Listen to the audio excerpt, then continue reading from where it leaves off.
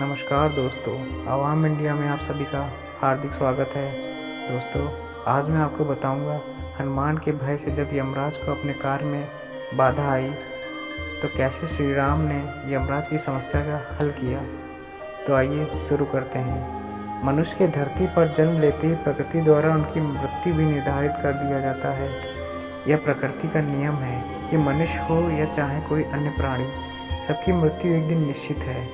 हर किसी को जन्म और मृत्यु के चक्र से गुजरते हुए अपने कर्मों के अनुसार नरक और स्वर्ग में जाना पड़ता है। जन्म और मृत्यु के इस जाल से स्वयं भगवान भी मनुष्य रूप में नहीं बच सके तथा उन्हें भी प्रकृति के इस नियम का सामना करना पड़ा।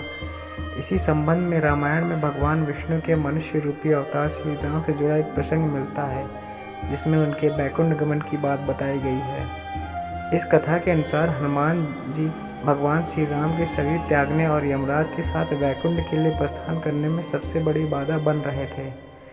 यमराज हनुमान के होते हुए भगवान श्री राम के समीप पहुंचने में भय खा रहे थे।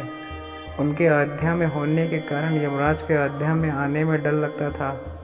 एक दिन जब श्री राम को प्रतीत होने लगा कि अब उनके मनुष्य रूप को त्याग कर वैकुंठ धाम में प्रस्थान करने का समय आ गया है, तो उन्होंने इस समस्या का उपाय निकाला।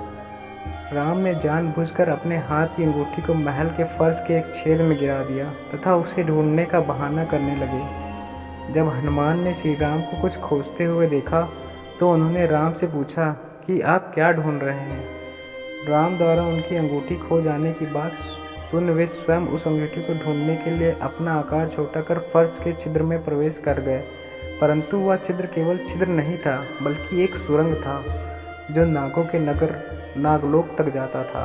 वहाँ हनुमान जी की भेंट नागों के राजा वासुकी से हुई तथा उन्होंने अपने आने का प्रयोजन बताया। वासुकी हनुमान को नागलोक के मध्य ले गए, जहाँ अंगूठियों का पहाड़ सा बना था। वासुकी बोले कि इन अंगूठियों के मध्य अवश्य ही आपको प्रभु राम की खोई हुई अंगूठी मिल जाएगी। परंतु उन ढेर सारी अंगूठियों के मध्य प्रभु श्री राम की अंगूठी को ढूंढना हनुमान जी को असंभव सा प्रतीत हो रहा था। जैसे ही हनुमान जी ने उन अंगूठियों के ढेर से पहली अंगूठी उठाई तो वह श्री राम की ही निकली। इसके बाद जब वे एक एक कर सभी अंगूठियों देख रहे थे तो पहली अंगूठी की भांति ही दिख रही थी। वास्तव में वे सारी अंगूठियाँ एक जैसी ही थीं।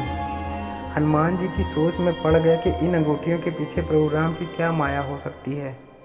वासुकी हनुमान जी की इस अवस्था को देखकर मुस्कुराने लगे तथा बोले, जिस संसार में हम रहते हैं वह सृष्टि व विनाश के चक्र से होकर गुजरती है तथा संसार का यह प्रत्येक चक्र एक कल्प कहलाता है। वासुकी की इन बातों को सुन हनुमान जी भी समझ गए कि क्यों श्री राम द्वारा उन्हें उनकी अंगूठी खोजने के लिए भेजा गया।